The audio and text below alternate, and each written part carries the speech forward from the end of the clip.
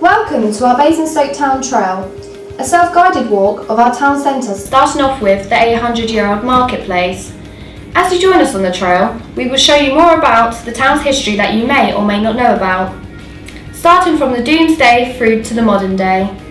Join us and explore the historical features of many of the town's buildings. Join us to discover some of the town's more famous residents and some of the people that have passed through.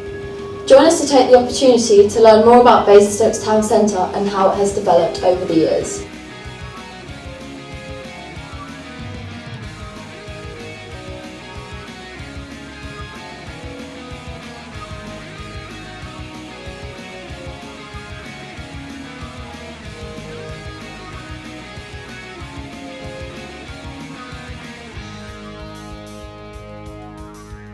I'm Jenny Stevens and my job title is Area Community Curator North and Central, and what that means is that I'm the curator for the Willis Museum in Basingstoke, also Andover Museum and the Museum of the Iron Age and Aldershot Military Museum, so I actually cover 3 museums in North Hampshire.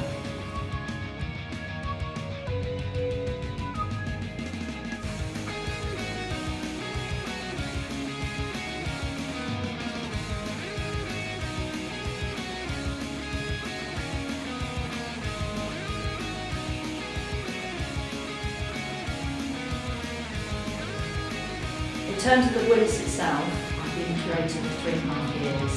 I used to be the curator of Andover Museum and another one in the New Forest, but then we had a reorganisation a few years ago and I took on Willis and Aldershot Military Museum at that time.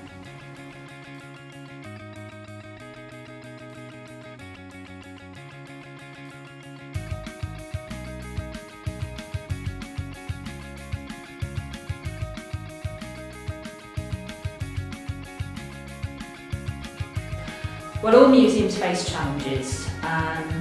With this building, it's a big building, and looking after the building itself is always a challenge because you have to make sure it's safe, clean and tidy, so that's always one of our big roles.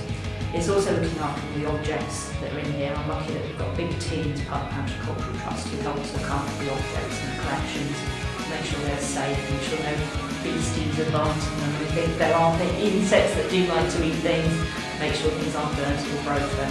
So it's making sure we keep a constant eye on them and reporting any problems. And then really it's just making the museum fun and relevant to people who want to come and have a look at it. So it's thinking about what exhibitions to put on, what activities and events as well. So there's lots of different things. And with everything these days it's money, because money's tighter than it used to be. So we have to think about how to do things with less money, and also about making money out of what we do to keep the museum running.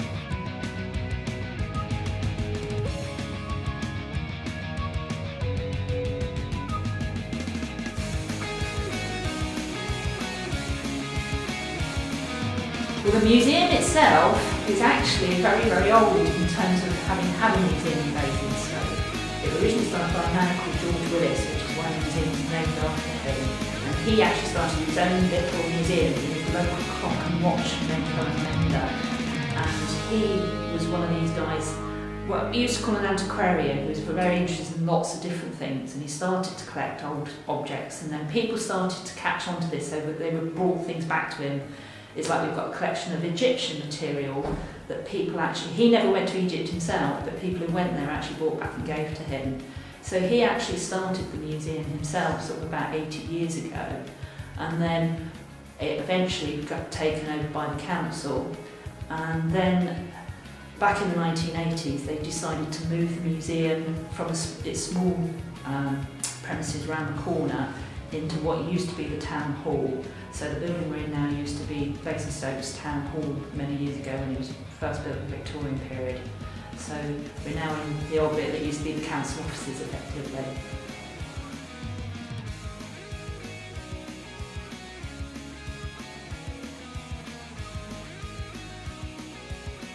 It's changed enormously. Many years ago it was a small market town, a bit like Andover, Romsey, places like that. It was on the A303, or the 303, or the old, what was the carriage route for the post and things. So it would have actually just been a market town with people bringing their animals and livestock and goods into town to sell. but particularly after the Second World War, it was chosen as one of the expansion towns. London had obviously been bombed heavily and a lot of people were made homeless. And rather than rehousing them in London, the decision was made to try and move them out to the countryside more. And Basingstoke is one of the places chosen to take those people. So it saw a massive expansion after the war, both in terms of housing and industrialisation, the building of the industrial estates and things like that. And also the roundabout, because let's be honest, it was famous, we used to call it Roundabout Town when I was younger. And then really in the last few years, the big expansion has been in leisure and shopping industry.